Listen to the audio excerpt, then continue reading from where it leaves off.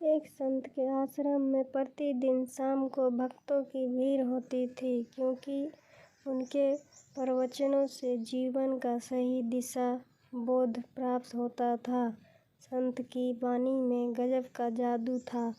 उनके शब्द श्रोता के दिल में उतर जाते थे। एक युवक अपनी पत्नी से झगड़ा कर उसी जंगल में पहुंचा जहां संत का आश्रम था।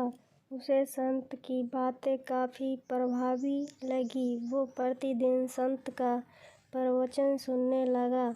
एक दिन जब प्रवचन समाप्त हो गए तो वह संत के पास गया और बोला, महाराज, मैं काफी दिनों से आपके प्रवचन सुन रहा हूँ, किंतु यहाँ से जाने के बाद मैं अपने गृहस्थान जीवन में वैसा व्यवहार नहीं कर पाता जैसा यहाँ से सुनकर जाता हूँ। पत्नी से किसी न किसी बात पर झगड़ा हो ही जाता है। इससे सत्संग के महत्व पर शंका भी होने लगती है। बताइए मैं क्या करूं? संत ने युवक को बांस की एक टोकरी देते हुए उसमें पानी भरकर लाने के लिए कहा। युवक टोकरी में जल भरने में असफल रहा। संत ने यह कार्य निरंतर जारी रखने के लिए कहा। युवक प्रतिदिन टोकरी में जल भरने का प्रयास करता, किंतु सफल नहीं हो पाता। कुछ दिनों बाद संत ने उससे पूछा, इतने दिनों से टोकरी में लगातार जल डालने से क्या टोकरी में कोई फर्क नजर आया? युवक बोल, एक फर्क जरूर नजर आया है।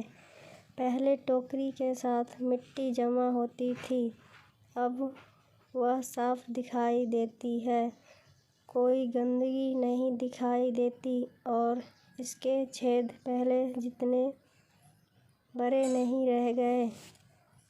वे बहुत छोटे हो गए हैं। तब संत ने उसे समझाया, यदि इसी तरह उसे पानी में निरंतर डालते रहोगे तो कुछ ही दिनों में ये छेद फूलकर बंद हो जाएंगे और टोकरी में पानी भर पाओगे। इसी प्रकार जो निरंतर सत्संग करते हैं उनका मन एक दिन अवश्य निर्मल हो जाता है।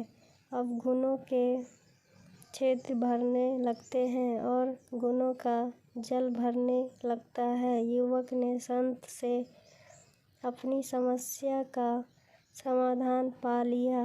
निरंतर सत्संग से दुर्जन भी सज्जन हो जाते हैं, क्योंकि महापुरुषों की पवित्र वाणी उनके मानसिक विचारों को दूर कर उनमें सद्विचारों को बढ़ाती है और हमारे कुविचारों को दूर करती है।